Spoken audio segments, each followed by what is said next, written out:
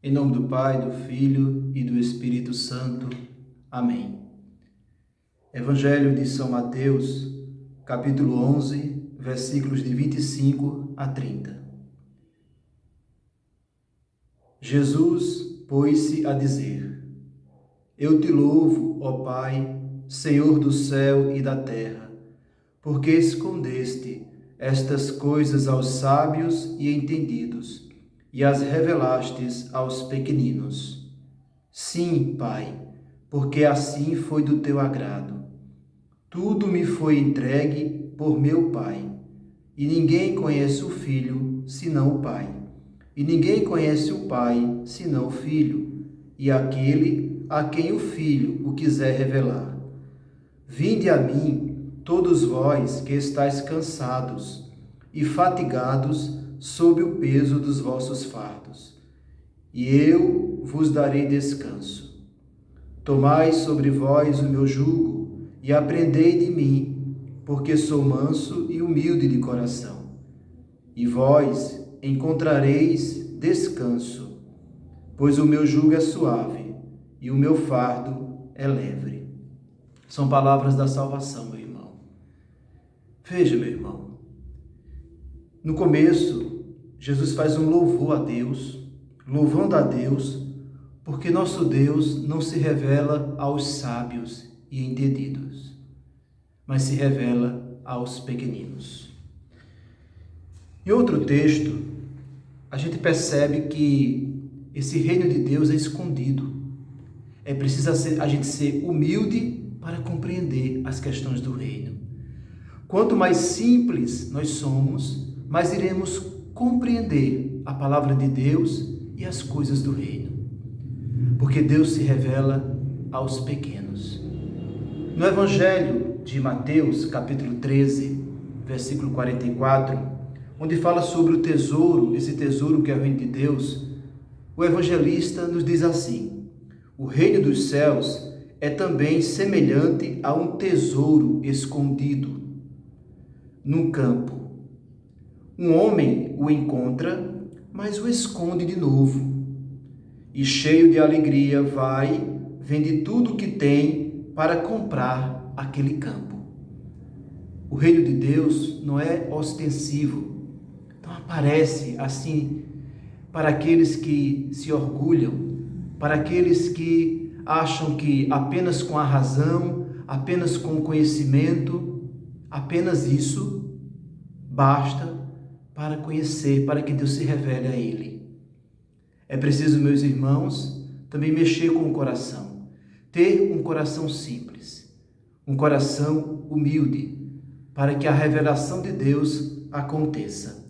O reino de Deus, o reino dos céus, é semelhante a um tesouro escondido. Precisamos encontrar, já que é algo escondido. E qual o caminho para encontrar? O caminho da humildade, o caminho da simplicidade.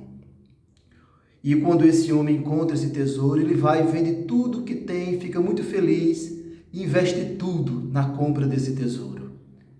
É preciso largar muitas coisas para compreender o reino de Deus. É preciso também a gente ter a consciência daquilo que precisamos deixar. E muitas vezes é a nossa arrogância, a nossa prepotência que devemos deixar para sermos mais humildes. Também, meus irmãos, a pergunta é: quem são os pequenos ao qual Jesus se refere neste evangelho? Eu te louvo, Pai, porque tu não se revela aos sábios e entendidos, mas se revela aos pequeninos. Quem são esses pequeninos? Os humildes.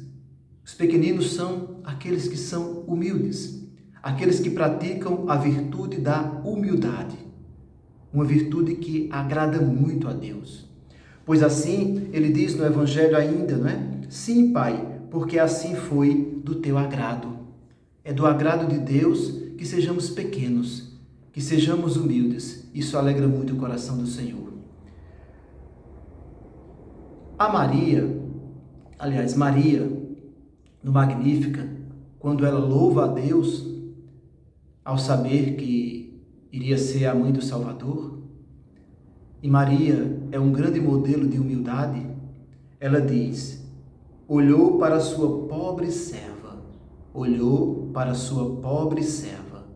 Ou seja, é preciso servir com humildade. Pobre serva, aquela que serve com humildade. Ele olhou para essa humildade daquela serva. Essa humildade é justamente o que mais desorienta o demônio. O demônio fica desorientado quando olha para Nossa Senhora, porque ele não consegue colocar no coração de Maria o sentimento de querer grandeza, não consegue colocar no coração de Maria a soberba, diferente de muitos de nós, onde o demônio facilmente consegue fazer com que nos sintamos um pouco Deus e deixemos a humildade e pratiquemos a soberba. Aprendamos com Maria a simplicidade, peçamos a ela que nos ensine a ser humilde, para que assim Deus se revele a nós, como nos diz esse Evangelho. Eva, por exemplo, não teve a mesma atitude e cedeu a essa pressão do inimigo, deixando a humildade. A humildade está na natureza de todos os santos. Quando você observa os santos, você percebe que a virtude da humildade é uma virtude praticada, levada a sério por eles. A simplicidade de coração. Por trás dessa simplicidade, que leva à sabedoria, existe uma complexidade, mas não uma complicação. Então, por trás dessa simplicidade, existe uma complexidade, porque também entrar no caminho, enveredar no caminho da humildade, nós vamos encontrar desafios, pois o mundo não quer que sejamos humildes, mas sim que quer que sejamos grandes, que estejamos à frente de todos, que sejamos o melhor para ocupar nosso lugar de destaque. Então há uma complexidade quando a gente começa a deixar tudo isso para ser simples, mas não é complicado, embora há uma complexidade, porque o reino de Deus está escondido, como já vimos, e para encontrá-lo precisamos de nos empenhar para isso. Também é uma das virtudes que mais alegra a Deus.